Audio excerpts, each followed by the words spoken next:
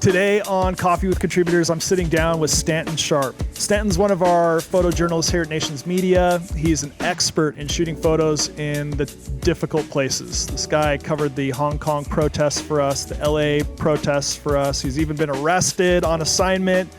And so I'm looking forward to this conversation. Let's get to it.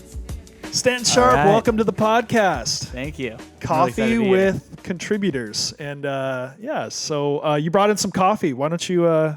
let's break this down for us. What did you bring? Yeah, this coffee here, it's called Oraberry coffee, and it's a Vietnamese coffee that I really fell in love with when I was living in Hanoi. Ah. Yeah, and it's a social enterprise company, so they hire ethnic minorities in the rural areas of Vietnam to harvest the beans, and they sell it in like the bigger cities in Vietnam. So when I was living in Hanoi, it was like my favorite coffee shop. And I think you've had like traditional Vietnamese coffee, right? Yeah, it's so good. So yeah, you love it. I loved it the first 2 weeks. And it's strong. It's so strong. It's like battery acid strong. So it's like super strong coffee and then a ton of sweetened condensed milk. Right. And that was amazing for the first like week and a half. Yeah. And then I was like, I need like normal coffee. And this is this was my normal coffee that I found. And yeah, I just loved it. And it reminds me of that's good. Hanoi, That's good. Like it has that. I don't know what it is. There's an ingredient in this that's only kind of found in Southeast Asia. Yeah. Like I could have done that blind. If you wouldn't have said anything, I'm like, this is from Southeast Asia somewhere. Yeah. It's great.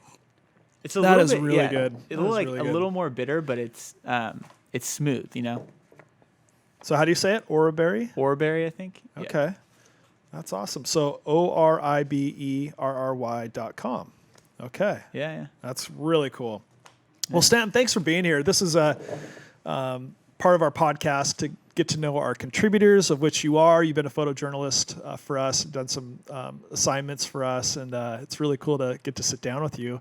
Tell us a little bit about conflict journalism. That's just what I'm calling it. I don't know what you call it, but you've been you go on assignments to tough places. So how did you get into conflict journalism?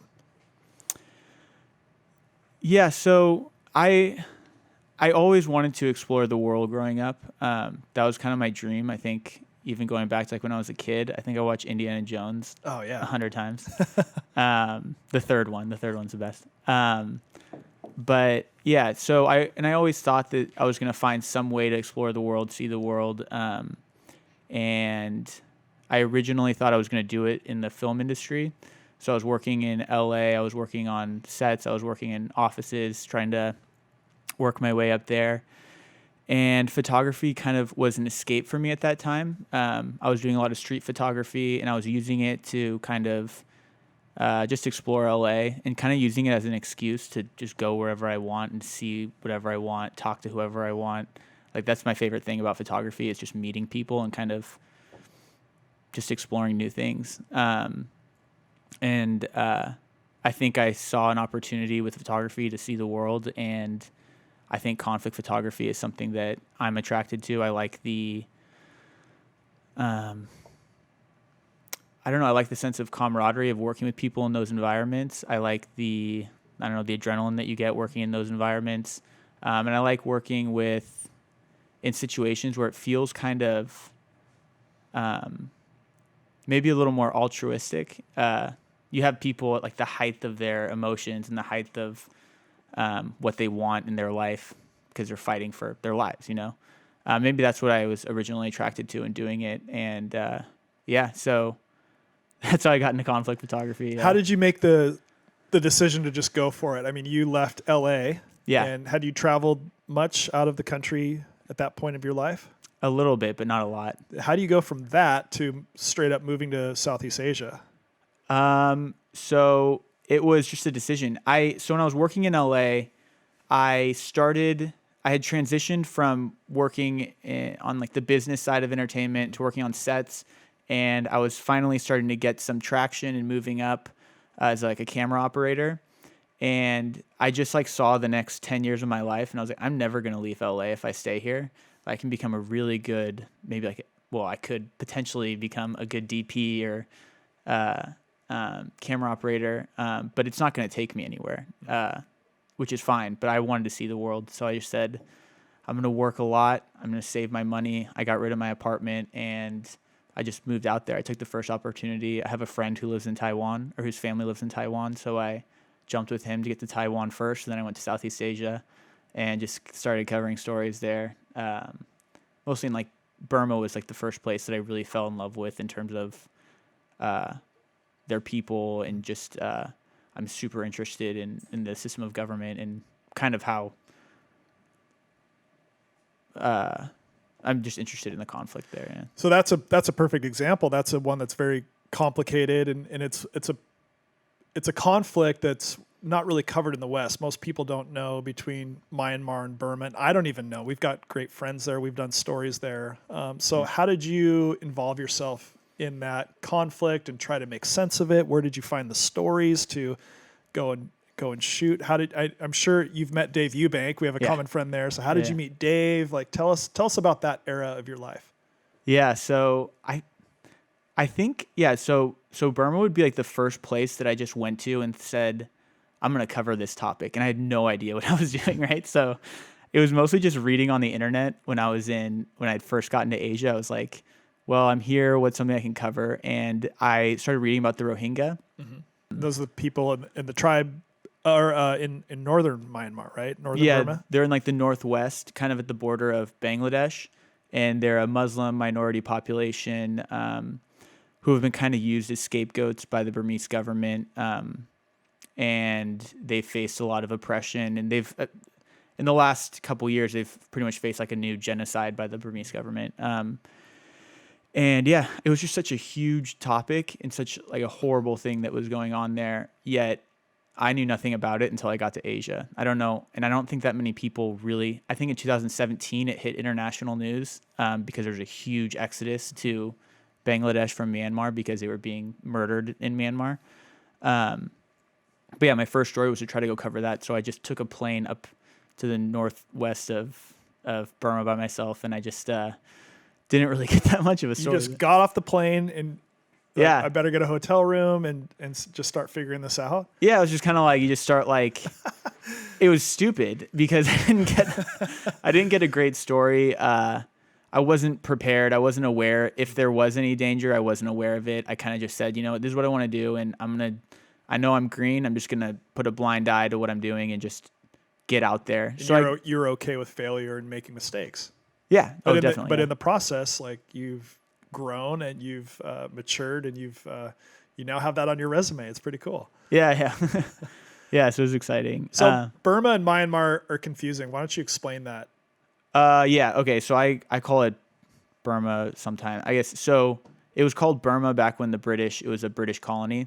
And Burmese is the main ethnic majority in Myanmar are Burmese people or Burman people, I think.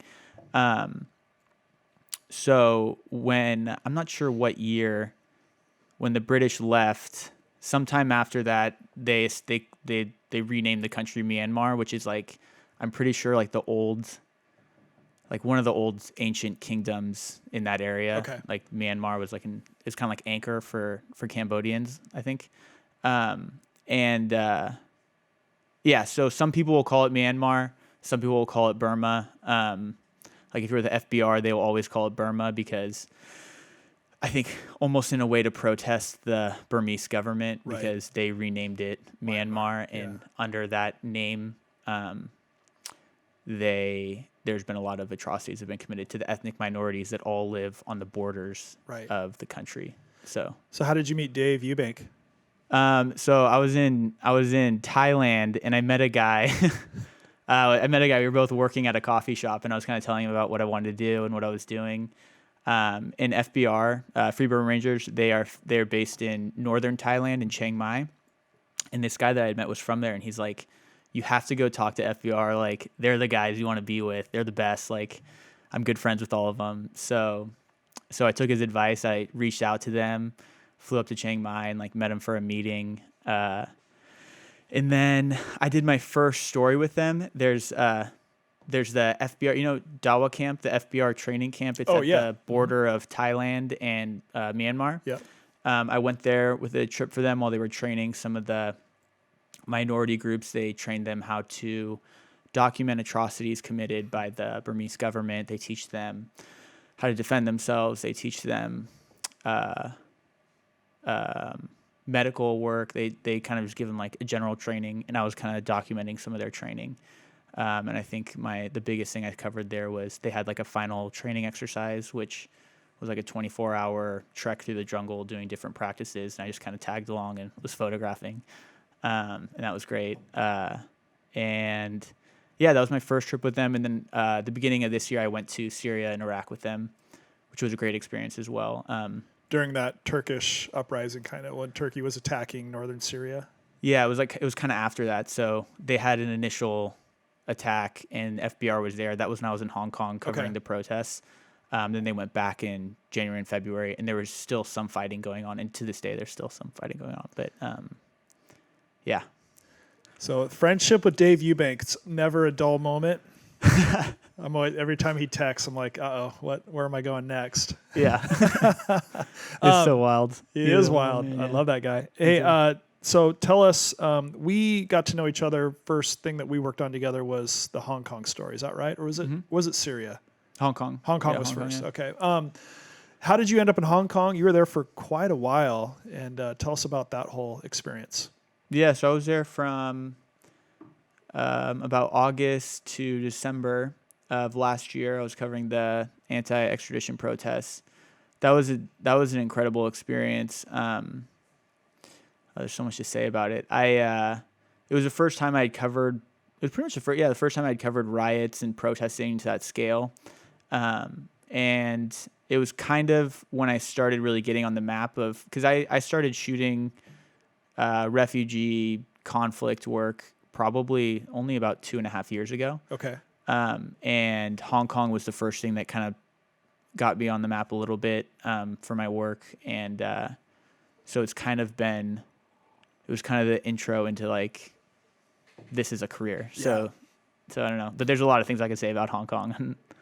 There's a ton. When you're in these situations like Hong Kong, I'm curious, how do you, I've had one instance where I've been in like kind of an uprising in Palestine, and it was chaotic and it was exciting and it was, the crowd was moving, and I'm trying to figure out who's on what side. And so when you're in those situations, when you have a whole country rising up basically and protesting, how do you make decisions in the heat of the moment? How do you, like, do you have this, do you have a rule set, or, what do you try to, I guess my question is, how do you make decisions in those high stress situations? Yeah, just instinct. I think it's instinct mixed with just the more you're around it, the more you understand it.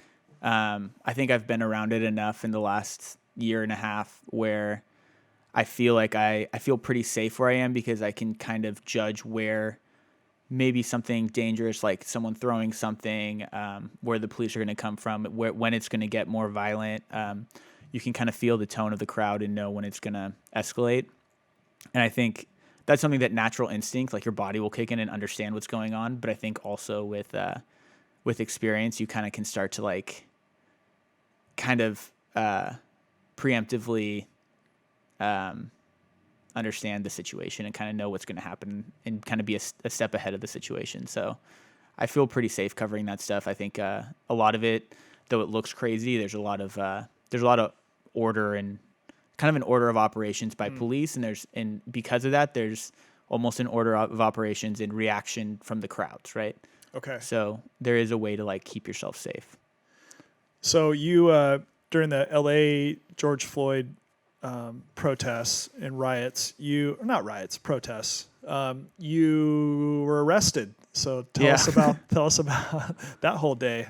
I'm laughing just because, not because of the severity of the situation, but like, you're our first photojournalist who's been arrested. So it's kind of a badge of honor for us here at Nations Media. So I want to, thank you for putting your own neck on the line to cover a story. It's pretty cool. Yeah, that was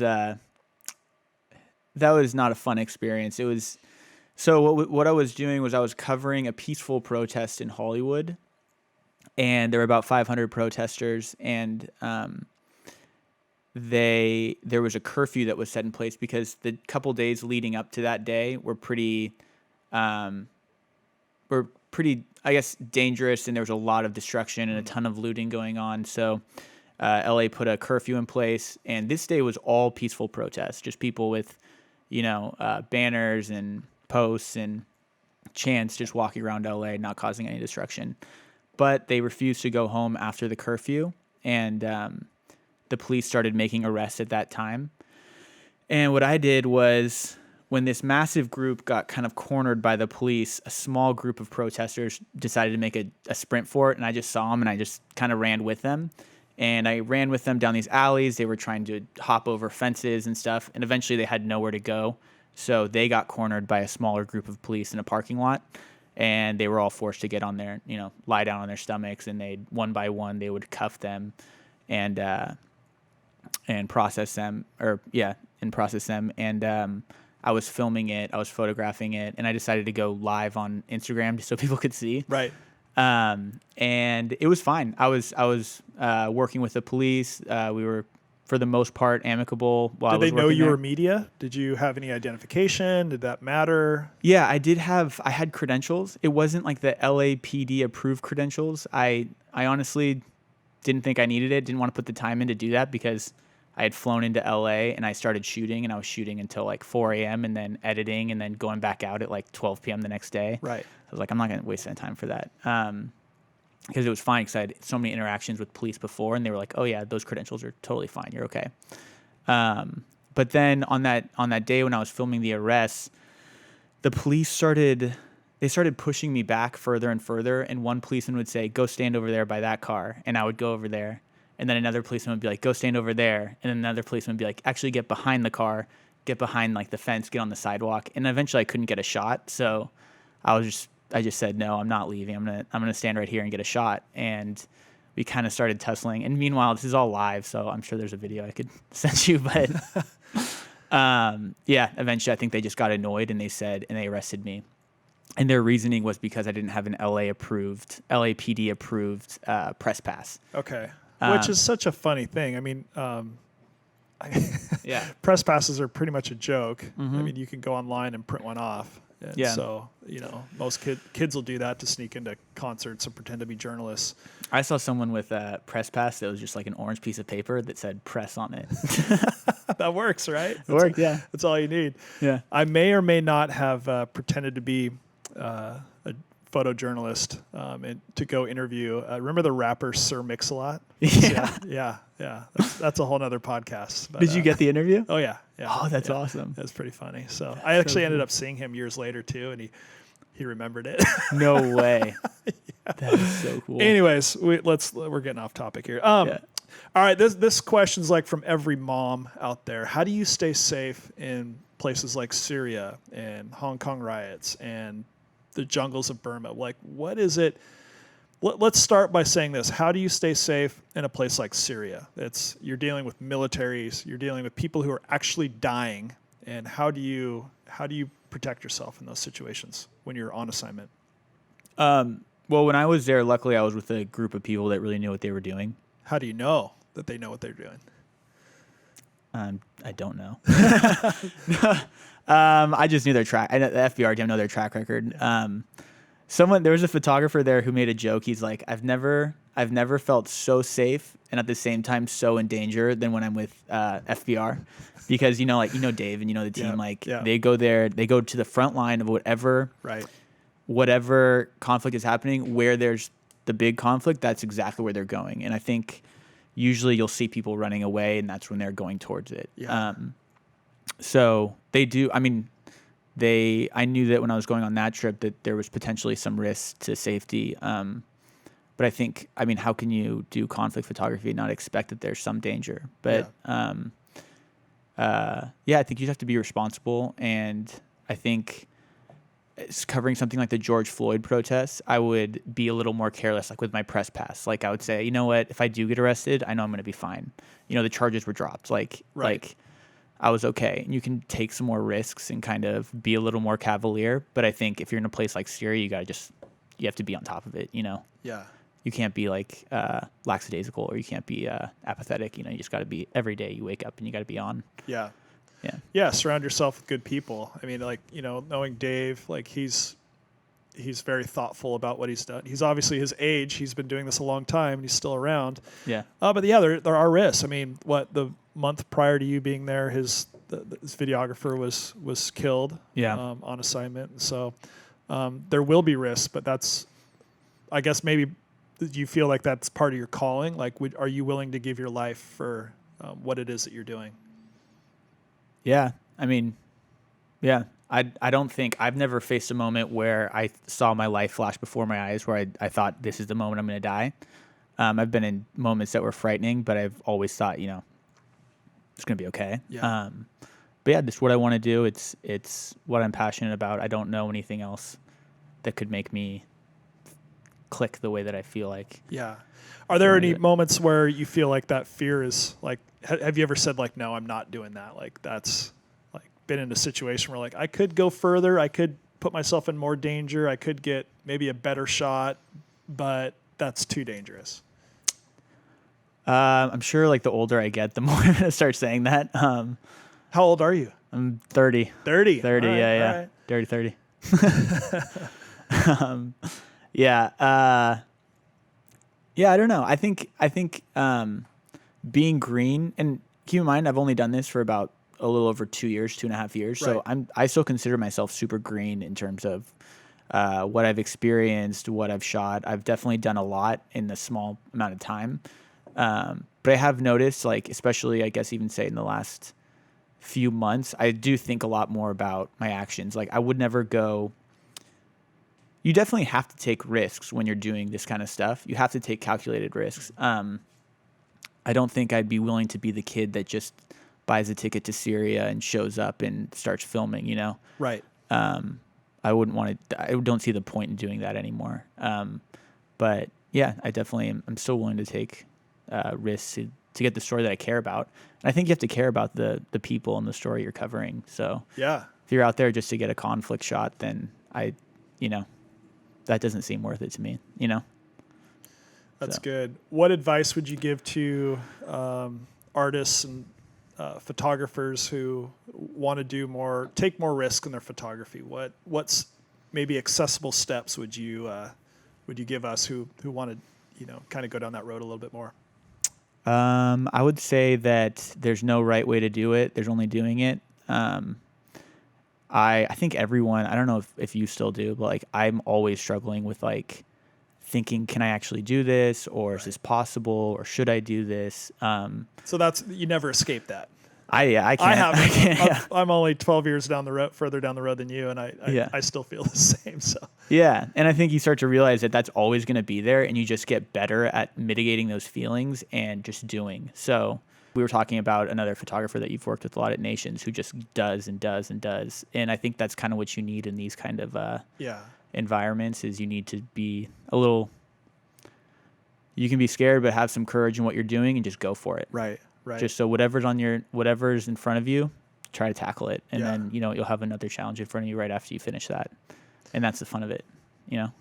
It is one of our mores or values here at Nations is life risk, and we believe that it's an honor to risk our lives to tell the stories of those who are risking their lives being about God's business, basically. And so people like Dave, it's like Dave, he's not doing what he's doing just to be cavalier, be a hero. Like he's doing it because God has placed him there and called him there and equipped him. And it's an honor to get to kind of go join Dave in those places. And nonetheless, it's always a little bit scary. But I think that's the point, is your willingness to go, this is a worthy calling. It's my art, and creating this is going to have an impact on people's life, and that's ultimately, I think, very, very important. Yeah, totally. And I think like you brought up Dave, and I think it kind of aligns with being conflict photographer is it's okay if your calling is in an area like people love talking about is conflict photography. Is it ethical? Like, is it right? And there's a lot of thoughts like, should I be doing this? And especially I'd assume like as a soldier, it's probably 10 times worse. Sure. Like, should I be fighting this person in front of me? Like, but I think, it's okay to have your calling. And, like, I think if you're doing it, like you said, Dave is praising God every 2 seconds. He's praying and he's praising God for every single thing that comes in front of us when we're on that trip, right? So I think there's go with your calling and don't be afraid or don't be ashamed. I think there's a good way to do everything, That's good. Yeah. That's really good. Well, yeah, Stanton. Well, thank you for the coffee. This is good. Little taste of Southeast Asia. Cheers. And thank you for this discussion. It's important to reconnect with calling. I found that in kind of my stage of life, like I still want to be as passionate as Dave and as passionate as you. And it's good to be able to retake those risks of going to tough places and your adrenaline pumping, your heart beating, and diving into situations where failure is a possibility. And I've enjoyed this conversation. Thanks for being here, man. Yeah, thank All right, you. brother. This is Take awesome. care. Thanks.